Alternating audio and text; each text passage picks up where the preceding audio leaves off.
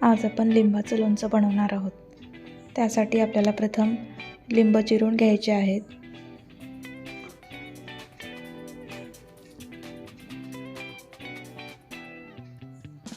आता माझी लिंब चिरून झालेली आहेत.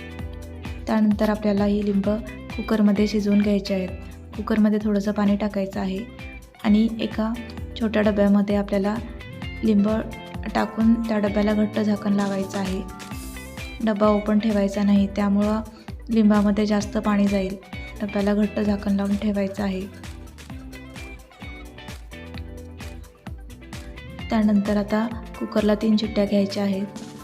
तर 3 शिट्ट्या झाल्यानंतर कुकर थंड झालं की आपल्याला डबा बाहेर काढायचा आहे. ही बघा, आपली लिंबाची फोडी छान असे शिजलेले आहेत.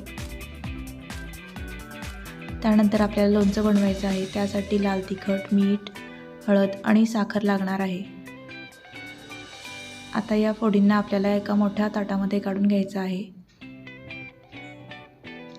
त्यानंतर त्यामध्ये मीठ टाकायचं आहे. मीठ थोडंसं जास्तच टाकायचं, कारण आपलं लोणचं जास्त दिवस टिकून राहतं. त्यानंतर हळद टाकायची आहे. त्यानंतर साखर टाकायची आहे. त्यानंतर लाल तिखट. साखर तुमच्या आवडीनुसार तुम्ही टाकू शकता. आता हे सर्व छान असं मिक्स करायचं आहे. आता हे छान असं मिक्स झालेलं आहे. हे झालं आपलं लिंबाचं लोणचं तयार. अगदी सोप्या पद्धतीने तुम्ही घरीच टेस्टी असं लिंबाचं लोणचं बनवू शकता.